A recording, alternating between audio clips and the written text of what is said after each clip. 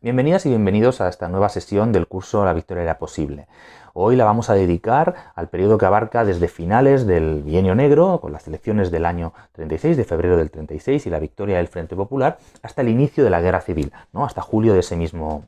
año.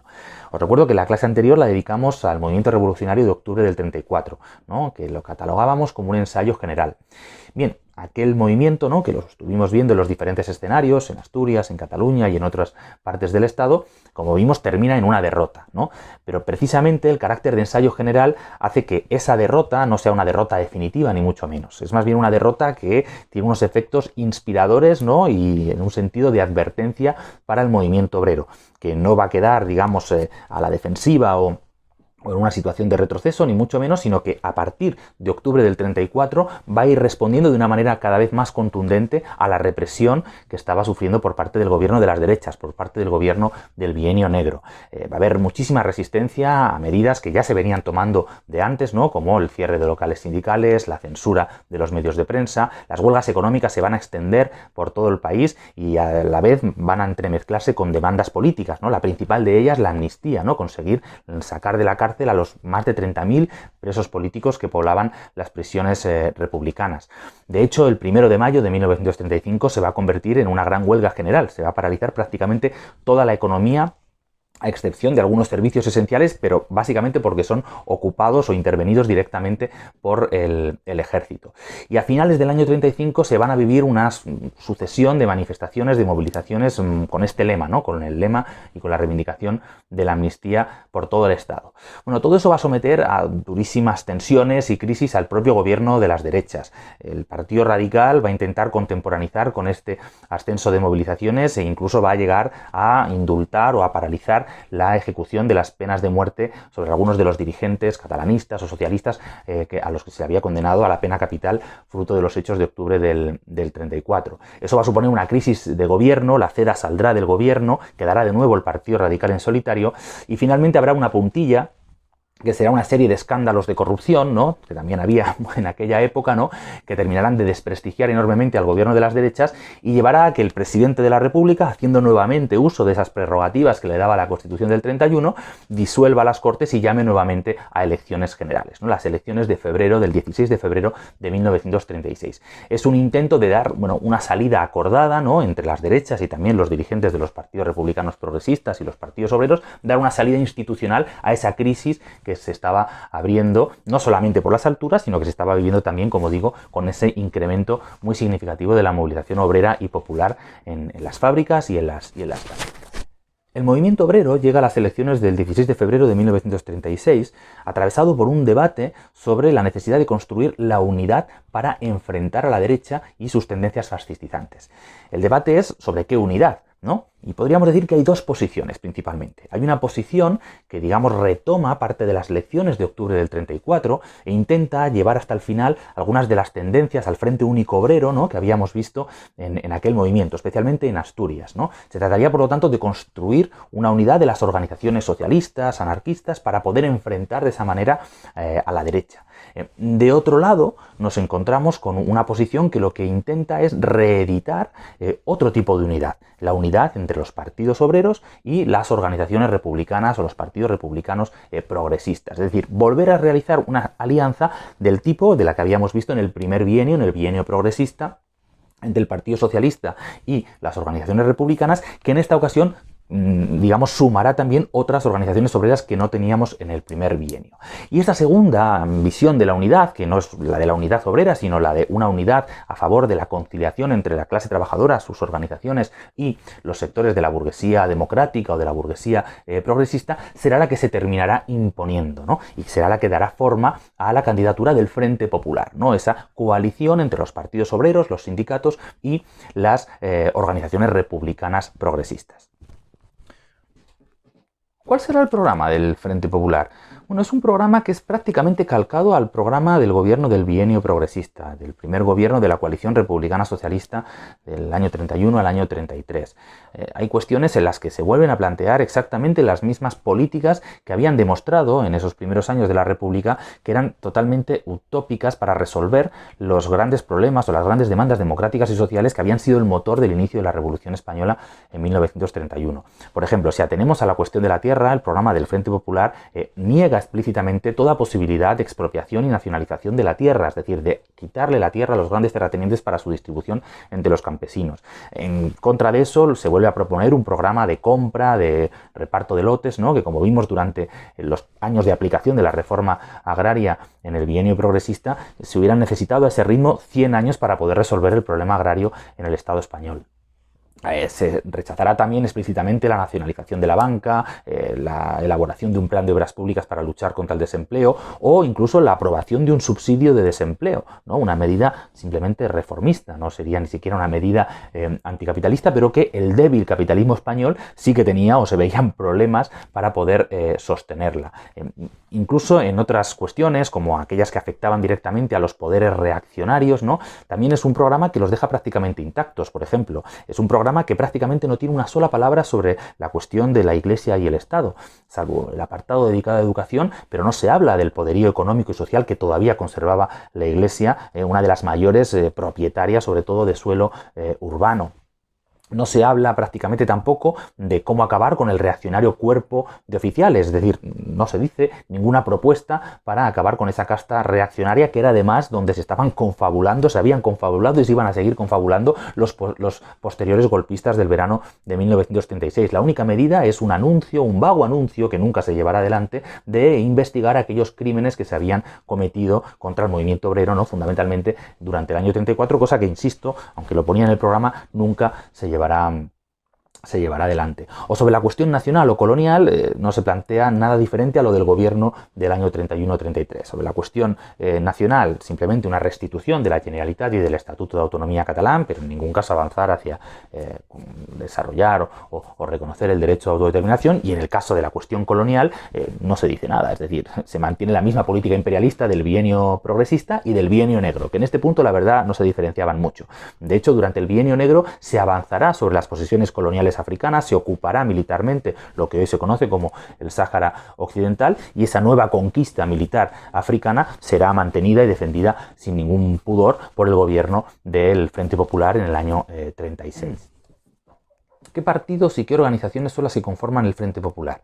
Bueno, encontramos algunas que ya estaban en la coalición republicano-socialista del año 31. Por ejemplo, Izquierda Republicana, de Manuel Azaña, o la Esquerra Republicana de Cataluña, de Lluís Companys. En este sector, en el sector de los partidos burgueses, se incorporan también otros nuevos, como Unión Republicana, de Martínez Barrio, que es una ruptura del Partido Radical producida durante el bienio negro. Es, por lo tanto, un partido de políticos que habían sido parte del gobierno de las derechas, del gobierno del bienio negro, y que ahora, se cambian de chaqueta, se hacen de repente progresistas y serán los más fieles representantes de la burguesía industrial dentro del Frente Popular y dentro del gobierno del Frente Popular salido de las elecciones del febrero del 36. En el bando obrero, los partidos obreros que participan de la coalición del Frente Popular, tenemos a viejos conocidos de la coalición republicano-socialista como el Partido Socialista y la UGT, pero la novedad es que ahora se incorporan otros partidos. El más importante, sin duda, es el Partido Comunista de España, y es el más importante porque no solo se incorpora al Frente Popular como un partido más, sino que es uno de los partidos obreros más firmemente defensores de esta política.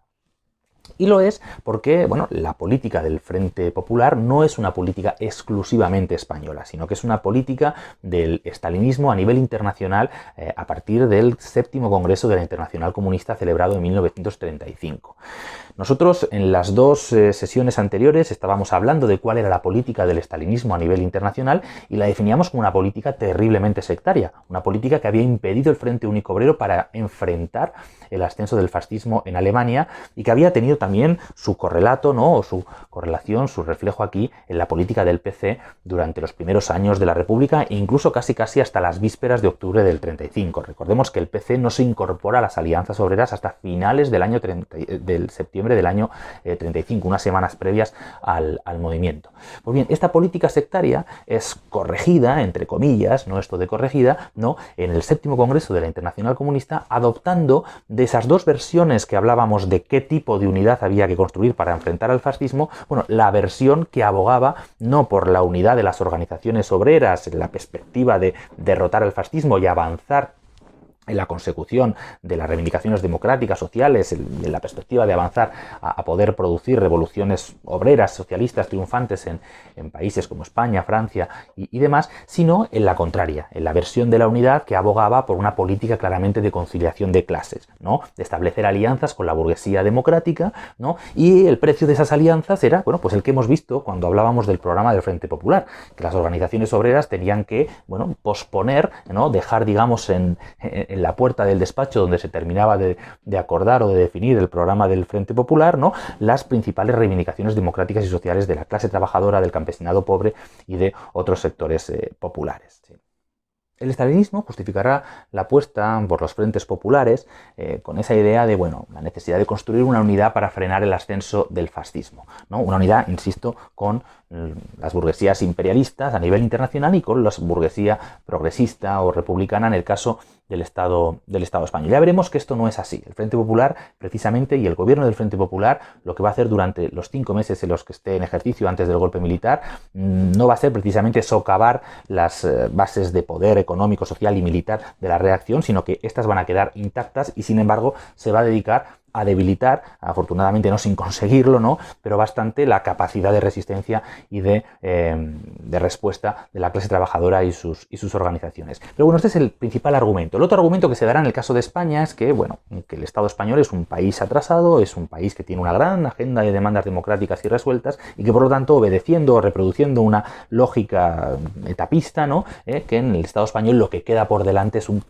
largo periodo de desarrollo capitalista democrático, ¿no? Y bueno, más adelante veríamos si se podía llevar adelante una revolución obrera, una revolución socialista. Pero bueno, más allá de las florituras teóricas con las que quisiera adornar esta política el estalinismo, lo cierto es que el estalinismo y la Internacional Comunista dirigida por bueno, se han convertido en un factor de orden, en un factor contrarrevolucionario directamente. Por eso cuando titulábamos esta sesión, bueno, le pusimos el nombre del Frente Popular, el freno de la revolución, porque la política de los frentes populares diseñada por la Internacional Comunista, buscaba precisamente eso, que los partidos comunistas en el Estado español o en Francia, que son los dos ejemplos paradigmáticos de Frente Popular, trabajaran para que las tendencias revolucionarias de las masas fueran contenidas y desviadas hacia algún tipo de acuerdo con las fuerzas burguesas democráticas. Se trataba, por lo tanto, de fortalecer las democracias capitalistas, ¿no? Y dejar la revolución planteada para otro momento. Bueno, ¿por qué? Porque el estalinismo y la Internacional Comunista, que originalmente se habían fundado para extender la revolución a nivel internacional, adopta una política tan abiertamente contrarrevolucionaria. Bien, se trata de que Stalin, bueno, el régimen de Stalin, que justamente en estos años es cuando está alcanzando, digamos, su mayor grado de consolidación totalitaria dentro de la Unión Soviética, ha adoptado la idea o la teoría o la falsa teoría del socialismo en un solo país. Y eso lo ha convertido en una casta claramente conservadora que piensa la política exterior no en términos de revolución mundial, sino en términos de política exterior, de acuerdo entre los diferentes estados. Y se está intentando buscar algún tipo de acuerdo diplomático, comercial, militar, con las principales democracias capitalistas europeas, con Francia y con Gran Bretaña. Y bueno, Stalin, una manera de mostrarles a esos futuros socios o a esos buscados o anhelados socios que era un señor respetable, era precisamente dar la orden a los partidos comunistas, sobre todo de Europa Occidental, de que no es el momento de revoluciones sociales y de que se trata del momento de, bueno, de hacer piña y de fortalecer esas mismas democracias capitalistas, ¿no? Por lo tanto, el Partido Comunista en España y la Internacional Comunista a nivel internacional se están demostrando ya cada vez más como, como un aparato contrarrevolucionario, como un aparato que va a luchar en todo momento por, bueno, la derrota o el fin o el desvío o el aborto de las tendencias revolucionarias de las masas, de las cuales vamos a seguir viendo muestras en los meses que quedan todavía de gobierno del Frente Popular y en los primeros meses y el primer año, sobre todo, de la guerra civil. Otra gran corriente que no participará del Frente Popular directamente, pero que, bueno, digamos que mantiene una posición amigable con el Frente Popular, es el anarcosindicalismo. El anarcosindicalismo también había atravesado un periodo durante el Bienio Negro, bueno, de un fuerte apoliticismo o abstencionismo político, ¿no? De eso hablábamos en la sesión anterior. Bien, la derrota de la Comuna Asturiana, digamos que abre una discusión o una crisis dentro del seno del movimiento anarcosindicalista, que se saldará sobre todo con un refuerzo de posiciones más bien posibilistas, o posiciones más bien proclives a la unidad, pero nuevamente entendida no como la unidad de las organizaciones obreras, sino como la unidad del conjunto de las fuerzas que enfrentan a la derecha, por lo tanto, que terminará lindando con esta política del Frente Popular. Hay sectores incluso que romperán con la CNT, sectores ligados a los trentistas, de los que hablábamos en la primera sesión, ¿no? Y que, encabezados por Ángel Pestaña, fundarán el Partido Sindicalista, un partido que terminará integrándose también en el Frente Popular, y otros sectores que no rompen con la CNT, de hecho siguen siendo quienes dirigen o hegemonizan la CNT, pero sí que, digamos, abandonan esa política más abstencionista en favor de, bueno, en el caso de las elecciones de 1936, no integran las listas del Frente Popular, pero tampoco llaman a la abstención y digamos que dejan correr el voto obrero a las candidaturas del Frente Popular. En todo caso, en el seno del anarcosindicalismo todavía no vemos, digamos, importantes corrientes que empiecen a romper con esos prejuicios antipolíticos y que empiecen a plantear la necesidad de que la clase trabajadora se dote de sus propias herramientas políticas, de sus propios partidos y de una política claramente independiente a la de la burguesía republicana y los reformistas. Estas tendencias todavía tardarán en salir y ya las veremos en las siguientes dos sesiones, ¿no?, que aparecerán al calor de la propia revolución social del año 36 y 37. Y por último, el otro partido que integrará el Frente Popular es el POUM. Si os acordáis, en la última sesión terminábamos hablando de la fundación de este partido y yo mencionaba que, bueno, en sus documentos fundacionales explícitamente el POUM, ese grupo que es fruto de la fusión de la izquierda comunista de Nin con el bloque obrero y campesino de Andreu Nin, rechazaba la política de los frentes populares que estaba discutiendo y se estaba aprobando por parte de la Internacional Comunista. Cuando nos acerquemos a febrero de 1936, ese carácter centrista, del que también hablábamos en la sesión anterior del POUM, ¿no?, esa oscilación entre unas posiciones o un programa o unos documentos escritos con posiciones más o menos revolucionarias y una práctica política que muchas veces lindaba o se aproximaba hacia posiciones más reformistas o de conciliación de clases, bueno, lo hará oscilar justamente hacia esta segunda posición. Digamos que la presión hacia la unidad, hacia la necesidad de constituir un frente electoral que propiciara una derrota a las candidaturas de las derechas, hará que el POUM finalmente integre el Frente Popular con el discurso o, digamos, amparado en la idea de que, bueno, si no lo hacía, iba a quedar muy aislado del conjunto de las masas que veían con mucha simpatía y muchas ilusiones la posibilidad de una victoria electoral de las izquierdas que destronara al odiado gobierno del Bienio Negro. Ahora bien, también había sectores resistentes a la política del Frente Popular y fundamentalmente los había en el seno del Partido Socialista y de las Juventudes Socialistas. En la izquierda del movimiento socialista, ese corriente centrista también, pero que oscilaba entre la revolución y la reforma y en este caso se aproximaba más hacia ideas revolucionarias, ¿no?, en base a su propia experiencia de octubre de 1934, comienzan a surgir sectores de base que comienzan a cuestionar esa reedición de la vieja coalición republicana socialista. No es extraño que surjan dentro de las organizaciones socialistas, que eran las que habían vivido más en primera persona esa experiencia del primer gobierno del bienio progresista, en el que sus organizaciones habían estado comprometidas con la labor de un gobierno que había aplicado políticas propias de un gobierno de derechas contra las huelgas y las movilizaciones de la clase trabajadora y el campesinado pobre. Por lo tanto, sí que hay sectores que se oponen a la realización de listas conjuntas, ¿no?, y que defenderán internamente dentro del Partido Socialista la necesidad de listas independientes o de buscar coaliciones con otras organizaciones obreras. Y no era para menos, la coalición que se estaba conformando, sobre todo para los elementos más conscientes que habían participado de manera más activa en el movimiento o en el ensayo general de octubre del 34, era con una Esquerra Republicana de Cataluña que, bueno, había claudicado vergonzosamente en los hechos de octubre del 34 en Barcelona, ¿no? Era con un partido como la Unión Republicana, ¿no? Que había sido parte del gobierno que reprimió a la Comuna asturiana. O era con Azaña y la izquierda republicana, que en nada tenían que ver y en nada reivindicaban el movimiento revolucionario de octubre del 34. Por lo tanto, esos sectores existían. Esto cuestiona bastante la idea, ¿no?, que repetirán Andreu Nin o Maurín, ¿no?, de que, bueno, era necesario entrar en el Frente Popular porque si no hubieran quedado aislados de la corriente más importante, de la corriente de masas, ¿no?, en favor de esa unidad de todos los partidos contra la derecha. Es cierto que la presión y el apoyo a las candidaturas del Frente Popular era enorme dentro de la clase trabajadora, pero no es menos cierto que ya había en aquel momento sectores que, bueno, cuestionaban por izquierda esa política de conciliación de clases y que planteaban, aunque fuera de manera descentralizada o de manera poco organizada dentro del Partido Socialista y de las Juventudes Socialistas, pero que planteaban una posición alternativa, una posición que apuntaba más hacia el desarrollo de una política de independencia de clases que, como veremos, era justamente el talón de Aquiles, ¿no?, o uno de los elementos y debilidades más importantes en los meses siguientes y los primeros momentos de la Guerra Civil. La victoria del Frente Popular el 16 de febrero de 1936 cambia totalmente el panorama. Es una victoria que produce inmediatamente una ola de entusiasmo que no se traduce en una desmovilización, en una espera pasiva a que el gobierno legisle, sino que se traduce en una oleada de movilizaciones tanto en el campo como en la ciudad. De hecho, por ejemplo, la demanda de la amnistía será decretada finalmente por el gobierno del Frente Popular, pero es llevada adelante por movilizaciones obreras que se dirigen a las principales prisiones para excarcelar directamente a los presos, para forzar el excarcelamiento de los presos políticos. O, por ejemplo, otra demanda que era la amnistía laboral, es decir, la reincorporación en sus puestos de trabajo de aquellos trabajadores que habían sido despedidos como fruto de los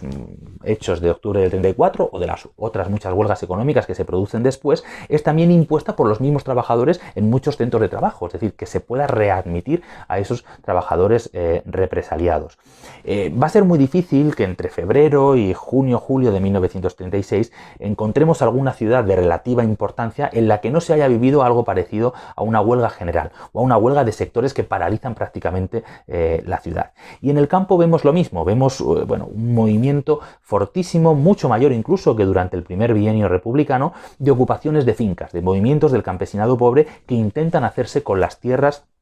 que le seguía negando no solamente los terratenientes, sino también la timorata reforma agraria del gobierno progresista. Por lo tanto, tenemos un movimiento, un incremento significativo de la lucha de clases en el campo y la ciudad, y un gobierno progresista en el poder que nuevamente, como en 1931, 32 y 33, va a responder de una manera muy represiva contra el movimiento obrero y contra el movimiento campesino. En abril de 1936, Manuel Azaña declarará en las Cortes que él no iba a permitir ni huelgas ni ocupaciones de fincas. Y en un sentido es lo que va a intentar. Contra el movimiento obrero se va a aplicar una política represiva que recuerda mucho a la del primer bienio progresista o también a la del bienio negro en algunos episodios. Se volverá a la clausura de sindicatos, se volverá a la censura de la prensa obrera y se reprimirá con dureza las protestas y las huelgas que se extienden por todas las ciudades. En el campo vamos a vivir algo muy similar, incluso con episodios que recuerdan a los de Casas Viejas o Castilblanco. Por ejemplo, el 28 de mayo del año 36, en Yeste, un municipio de la provincia de Albacete, se enviará a la Guardia Civil para reprimir una ocupación de fincas y dejará esta represión un saldo de 23 muertos. Bueno, esta es la política, esta es el guante de hierro que se emplea contra el movimiento obrero y contra el movimiento campesino. En contraposición tenemos el guante de seda que se aplica contra las fuerzas reaccionarias, tanto contra las fuerzas sociales y económicas que respaldarán y que ya estaban conspirando también para la realización del golpe de Estado de julio del 36, y ahí me estoy refiriendo a la Iglesia, me estoy refiriendo a los grandes terratenientes, me estoy refiriendo a los grandes industriales o a las grandes finanzas, todos esos sectores sociales que eran indemnes de las políticas del Frente Popular. Y en segundo lugar, de los conspiradores profesionales, ¿no?, del ejército, el alto mando del ejército y el reaccionario cuerpo de oficiales contra el cual no se tomará ninguna medida durante todos estos meses, ¿no? Claro, cuando el estalinismo o los reformistas justificaban, y muchos todavía siguen justificando, la necesidad del Frente Popular como el mejor freno a la posibilidad de un golpe fascista en España, bueno, esto queda bastante en entredicho. El gobierno del Frente Popular no se estuvo preparando estos 5 meses para enfrentar la posibilidad de un golpe fascista en el Estado español. De hecho, las organizaciones obreras que osaban advertir en las semanas previas al 18 y 19 de julio que ese golpe se estaba preparando, sufrirán la censura administrativa de sus periódicos y aparecerán con recuadros en blanco aquellas noticias donde se intentaba advertir a la clase trabajadora de ese inminente peligro. Y esto es así porque el gobierno del Frente Popular tenía un proyecto social muy claro, que era el establecimiento en el Estado español de una democracia lo más democrática posible. Ya vemos que con el movimiento obrero era muy poquito democrática, pero bueno, un régimen más o menos representativo y democrático en el que poder desarrollar al capitalismo español. Y por lo tanto, eso, bueno, partía de dos premisas. En primer lugar, no se podían tocar los intereses de los capitalistas españoles si lo que se quería era desarrollar al capitalismo español. No se podía tocar los intereses de los grandes terratenientes, no se podían aprobar reformas sociales más o menos ambiciosas que pudiesen poner en cuestión las ganancias de los grandes capitalistas y de las finanzas en el Estado español. Y en segundo lugar, esto implicaba que había que defender el aparato del Estado tal cual era. Es decir, la casta reaccionaria de oficiales, la casta reaccionaria de jueces, todos ellos venidos de los años de la Restauración, ¿no?, y ligados por mil y un lazos a esos otros poderes económicos y sociales, tenían que mantenerse, no se podían enfrentar, no solamente por incapacidad, sino por falta de voluntad. El cuerpo de oficiales del ejército era el batallón de vanguardia en caso de tener que defender al Estado republicano de las asonadas o de los intentos de la clase trabajadora y del movimiento campesino de llevar por sus propios medios o conquistar por sus propios medios esas demandas democráticas y sociales que sistemáticamente el gobierno del Frente Popular y el programa del Frente Popular explícitamente se había negado a realizarlas. Por ello, el Frente Popular no solamente constituía un freno a la revolución social, sino que al mismo tiempo, con esa política de mano dura hacia el movimiento obrero y guante de seda hacia los poderes reaccionarios, permitió el fortalecimiento de ese bloque social reaccionario que el 19 de julio terminará de dar el golpe de Estado de 1936. Pero bueno, esto ya será parte de la siguiente sesión, que la dedicaremos justamente a esto, al inicio del golpe de Estado, al inicio de la Guerra Civil y al inicio de la Revolución Social de 1936. Espero que haya gustado, que haya servido esta nueva sesión y, bueno, os vuelvo a recomendar que a aquellas personas que consideréis les puede interesar este curso, se lo hagáis saber que existe, que se inscriban, ¿no? Y os animo a participar en el foro de debate, ¿no?, que tenéis aquí abajo. Hasta la semana que viene.